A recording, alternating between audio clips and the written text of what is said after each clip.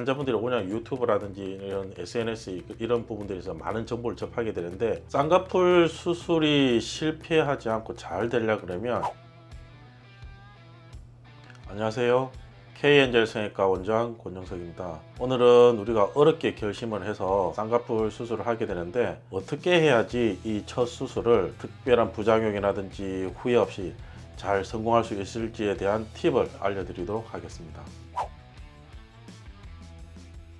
쌍꺼풀 수술이 실패하지 않고 잘 되려 그러면 제일 중요한 거는 내 눈의 상태가 어떻는지를 가장 먼저 파악하는 게 제일 중요할 것 같습니다. 내 눈의 상태라는 것은 나의 눈이 얼마나 큰지, 나의 눈의 가로의 폭이 어떻는지, 눈 뜨는 힘은 잘 뜨고 있는지, 눈두덩이에 지방이 많은지 적은지, 이에 대한 정확한 분석을 가지고 있는 것이 가장 중요하다고 볼 수 있겠습니다. 그럼에도 불구하고 이런 내 눈에 대한 분석이 완전히 이루어지지 않은 상태에서 쌍꺼풀을 너무 크게 했을 경우, 보통은 이제 후회를 많이 하는 케이스입니다. 비교적 쌍꺼풀이 작은 경우는 그냥 자연스럽다고 이렇게 하면서 넘어갈 수도 있지만, 눈 뜨는 힘이 약한 경우에 쌍꺼풀을 필요 이상으로 높게 했을 경우는 졸려 느낌이 오히려 더 부각될 뿐만 아니라 눈꺼풀 자체가 위로 올라가다 중간에서 서버리기 때문에 좀 더 졸려 보이고 피곤해 보이고 쌍꺼풀로 더 두꺼워 보이는 경우가 많습니다. 또한 눈의 길이에 이 밸런스를 맞춰야 되는데, 눈의 가로 길이가 조그만한데 세로만 이렇게 무리해서 키워버리게 되면 우리 흔히 말하는 사탕눈,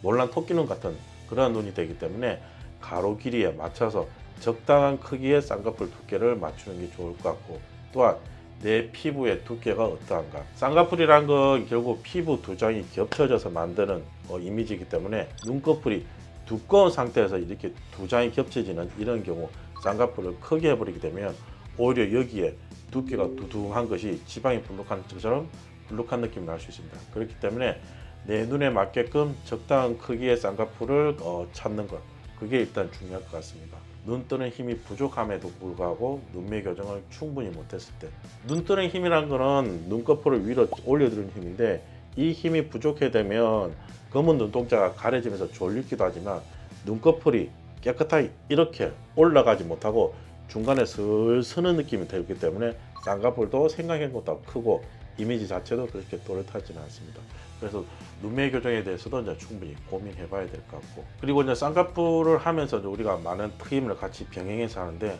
앞트임이라든지 뒤트임 또는 밑트임을 하는 경우가 많습니다. 특히나 앞트임 같은 경우 너무 작게 해도 앞쪽에 가려지기 때문에 쌍꺼풀 라인이 좀 뚜렷하지 못하다든지, 또 반대로 너무 과도하게 했을 때는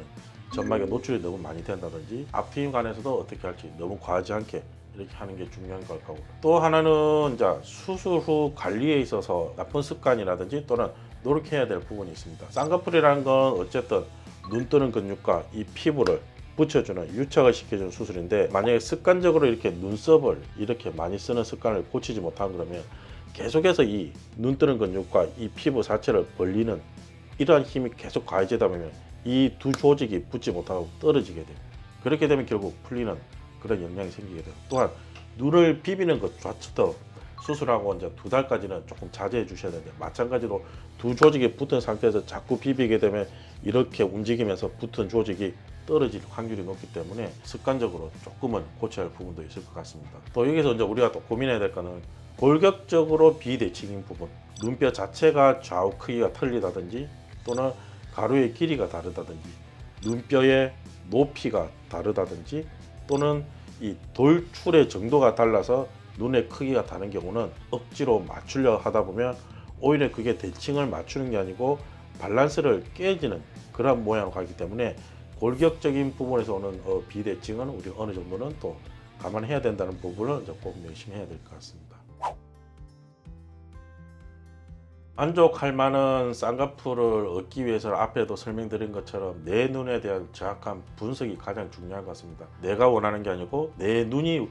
원하는 수술 방법이 어떠인가를 잘 분석해야 될 거고, 환자분들이 그냥 유튜브라든지 이런 SNS 이런 부분들에서 많은 정보를 접하게 되는데, 너무 공부를 많이 한 나머지 이미 자체적으로 분석을 마치고 답을 정해 오시는 분이 있어요. 물론 공부를 많이 해오고 사전 지식을 습득해 오는 건 좋지만, 저희들은 이제 성형외과 전문의하고 상의해서 좀 더 환자분의 눈에 대해서 상의를 깊이 하고 분석을 완전히 마치신 다음에 환자분이 원하는 스타일에 관해서 설명해 주시면 그런 것들을 모두 조율해서 저희들이 환자분의 눈에 제일 잘 맞고 자연스럽고 예쁜 쌍꺼풀을 만들 수 있는 방법을 설명해 드릴 거고, 거기에 맞춰서 진행하신다 그러면 충분히 만족할 만한 결과를 얻으실 수 있을 것 같습니다. K엔젤 성형외과 원장 권용석이었습니다.